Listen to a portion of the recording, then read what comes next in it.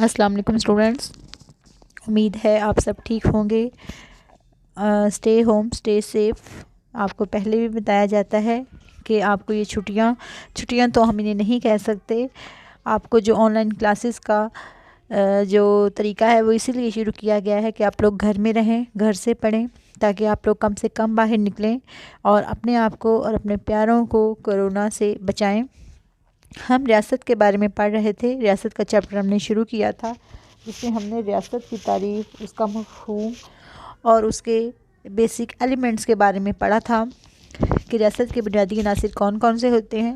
रियासत के बुनियादी अनासिर मैंने आपको बताया था कि 4 हैं: आबादी, इलाका, हुकूमत और इक़्तिदार आला।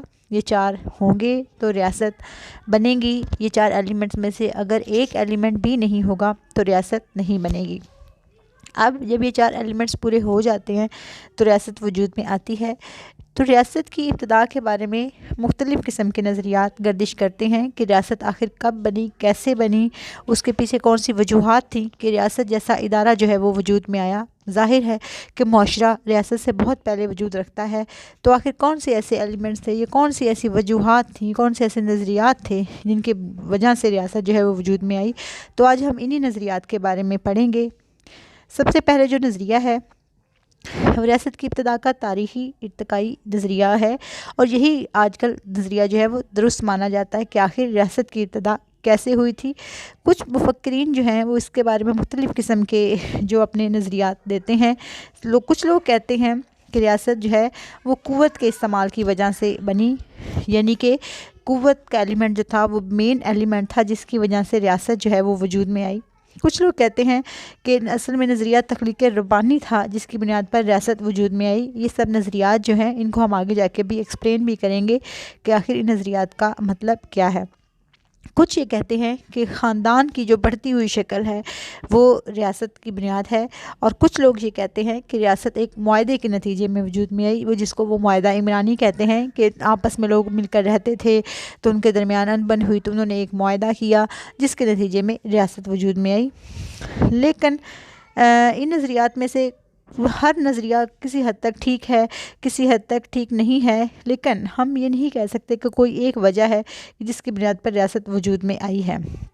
पहला नज़रिया जो है नज़रिया तख्लीक़ रब्बानी है। ये सबसे पहले पेश होने वाला नज़रिया है, और इसके हामियों का ख़्याल है कि रियासत का खालिक अल्लाह ताला है। ख़ुद रियासत को भी इसने तख्लीक़ किया है और हुकूमत भी इसकी तरफ से ही हुक्मरानों को अता हुई है। इस नज़रिया के हामी ये कहते हैं कि जो हुक्मरान है वो दीनी और दीनवी दोनों शोबों में अवाम का रहनुमा है, और वो ये तस्लीम करते हैं कि जो हुक्मरान है वो असल में वही मुक़्तदर आला है, उसके पास सारे इख्तियारात हैं। इसके बुनियादी असूल नज़रिया तख्लीक़ रब्बानी के क्या हैं कि हाकिम आला जो है उसको रब मुकर्रर करता है। हाकिम आला सिर्फ़ अल्लाह ताला को जवाबदेह होता है। हाकिम आला रियासत में अल्लाह ताला का नाइब होता है, और हाकिम आला की हुक्म अदूली अल्लाह ताला की हुक्म अदूली है। हाकिम आला मुतलिकुल अनान होता है और उसके अख्तियारात की कोई हद नहीं होती है। बेसिकली इस नज़रिए के मानने वालों का ख़्याल है कि जो हुकूमत है वो सिर्फ़ खुदा की है, और जो खलीफा है वो ज़मीन पर खुदा का ही मुकर्रर करता है, और उसके अहकामात खुदा के ही अहकामात हैं।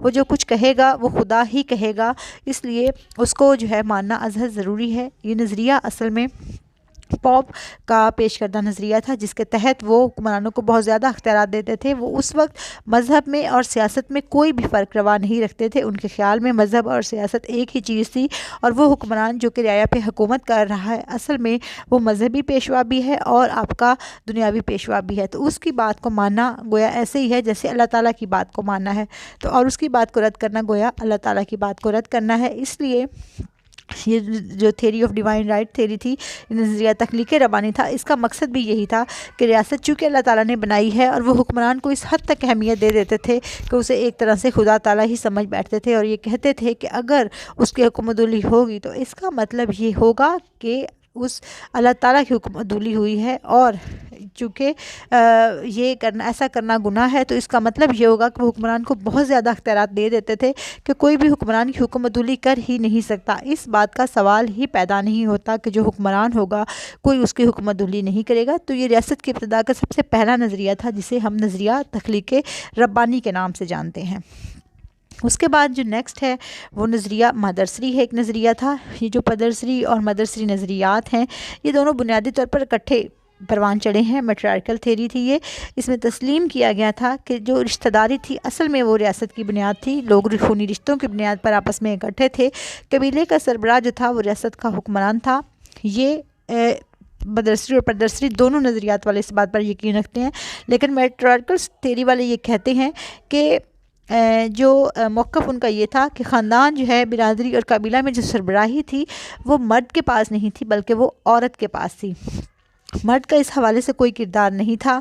اور نظریہ مدرسری کے جو حامی ہیں انہوں نے کچھ نکات بیان کیے، ان پر زور دیا، جن کے مطابق نکاح اور خاندان کا تصور جو ہے وہ بہت بعد میں پیدا ہوا، پہلے ہزاروں سال پہلے لوگ مل جل کر رہتے تھے، معاشرہ تھا، اس میں نکاح کا کوئی کانسیپٹ نہیں تھا، عورت جو ہے وہ بیک وقت کئی مردوں کے ساتھ اس کا انٹریکشن ہوتا تھا، اس لیے اس بات کا تعین ناممکن تھا کہ کس کا باپ کون سا ہے۔ اس وقت اولاد جو ہے وہ مرد کے نام سے نہیں بلکہ عورت کے نام سے جانی جاتی تھی۔ یوں معاشرہ موجود تھا اور وہ ماں کے گرد گھومتا تھا، گروہ موجود تھے، مشترکہ طور پر وہ رہ رہے تھے، ایک مرد اور ایک عورت اکٹھے رہنے سے کئی خاندان وجود میں آئے اور سب کی سربراہ جو تھی وہ عورت ہوتی تھی۔ اس کے بعد نظریہ قوت ہے۔ اس نظریے کے حامیوں کا خیال تھا کہ ریاست قوت اور جبر کے نتیجے میں وجود میں آئی ہے، یعنی کہ عوام کے گروہ آپس میں لڑتے رہے، ان میں سے جو طاقتور تھا اس نے کمزوروں پر فتح حاصل کر لی، اس کا سردار جو ہے وہ حکمران بن گیا اور مخصوص علاقے پر قابض ہو کر اس نے اپنے اقتدار اعلیٰ کو تسلیم کروا لیا۔ اقتدار اعلیٰ کیا ہے؟ ظاہر ہے اقتدار اعلیٰ سے مراد وہ طاقت ہے جو سب سے بالا تر ہوتی ہے، جو طاقتور تھا وہ کمزور پر غالب آ گیا۔ اسی طرح سے سرداروں کے درمیان جو جنگیں ہیں وہ ایک بادشاہ کی حکومت کے قیام کا باعث بنی، پھر جو اس میں سے طاقتور تھا اس نے کمزور پر قابو پا لیا، اور اس طرح اس محاذ لڑائی کے نتیجے میں جو مختلف قبائل کے مابین ہوئی اس کے نتیجے میں مضبوط حکمران وجود میں آئے اور انہوں نے ریاستوں کی بنیادیں رکھیں۔ یورپ ہی کی طرح ایشیا کے مختلف علاقوں میں بھی مختلف گروہوں کے درمیان جو جنگیں ہوئیں ان سب نے بھی مختلف ریاستوں کو جنم دیا۔ افغانستان اور وسط ایشیا کے علاقوں میں جتنی بھی ریاستیں تھیں وہ قبائلی علاقوں کے جنگوں کے نتیجے میں ابھری ہیں۔ ابن خلدون ہے، مشہور عرب مفکر ہے، وہ بھی اس نظریے کا قائل تھا، فورس تھیوری کا قائل تھا، اور اس کے خیال میں کہ جتنی بھی جو ریاستیں وجود میں آئی ہیں وہ اسی وجہ سے وجود میں آئی ہے کہ کمزور قبائل نے طاقتور قبائل پر قبضہ کر لیا، جس کے نتیجے میں کمزور قبائل ختم ہو گئے اور صرف طاقتور قبائل جو وہ زندہ رہے اور انہی کو سروائیول کا حق ملا۔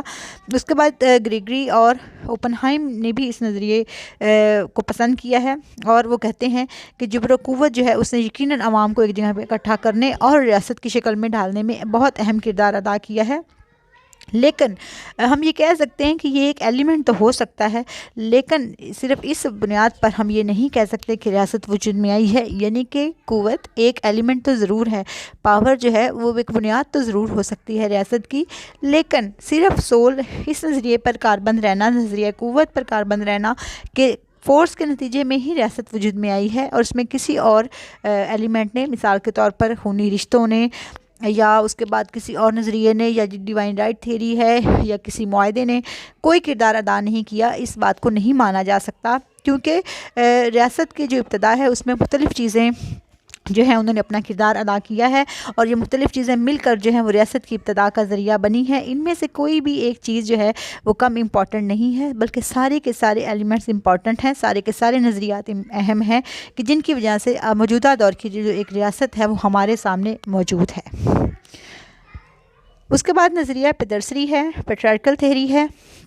سر ہنری مین جو ہیں انہوں نے اس کو پیش کیا ہے اور یہ ثابت کرنے کی کوشش کی ہے کہ ریاست خاندان کی وسیع تر شکل ہے۔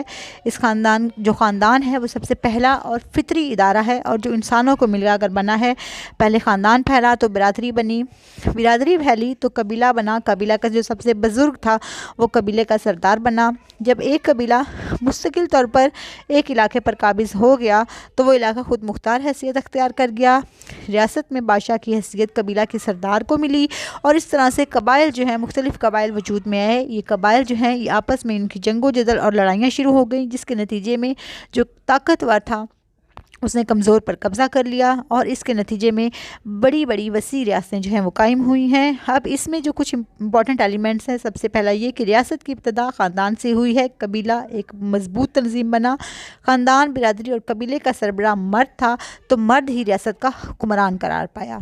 یہ ہمارے آج کے ٹاپکس ہیں فرسٹ ایئر. یہ جو 3-4 میں نے آپ کو تھیریز پڑھائی ہیں ریاست کی ابتدا کے بارے میں، ان کو آپ نے یاد کرنا ہے، اور یاد کرنے کے بعد اس میں سے آپ نے کم از کم 30 شارٹ کویشچنز بنانے ہیں، اس پہ ڈیٹ لکھنی ہے اور اپنی اس کو اسائنمنٹ کی طرح ریڈی رکھنا ہے. اور اس کے بعد ان کو یاد کرنا ہے. ایز اے لانگ کویشچن بھی آپ سے یہ پیپر میں کویشچن آ سکتا ہے کہ ریاست کی ابتدا کے بارے میں جو نظریات ہیں ان پر نوٹ لکھیں، یا یہ بھی آ سکتا ہے کہ درسری نظریہ سے کیا مراد ہے، پھر درسری نظریہ سے کیا مراد ہے، نظریہ قوت سے کیا مراد ہے. یہ آپ کو شارٹ کویشچن کی فارم میں بھی آ سکتے ہیں. تو آپ نے ان کا آنسر کم از کم 4 لائنوں کا لکھنا ہے. اس حساب سے آپ نے اس کی پریپریشن کرنی ہے کہ اگر شارٹ کویشچن آ جائے پھر بھی، اگر in case M C Qs میں آپ کو آ جاتا ہے پھر بھی، اور ان کیس اگر آپ کو لانگ کویشچن آ جاتا ہے کہ ریاست کی ابتدا کے بارے میں جو نظریات ہیں ان کے بارے میں لکھے، تو یہ سارا کچھ آپ کو کلیئر ہونا چاہیے. اس کو آپ کو اچھے طریقے سے پریپیئر کرنا چاہیے اور یہ آپ کو یاد ہونا چاہیے. شکریہ.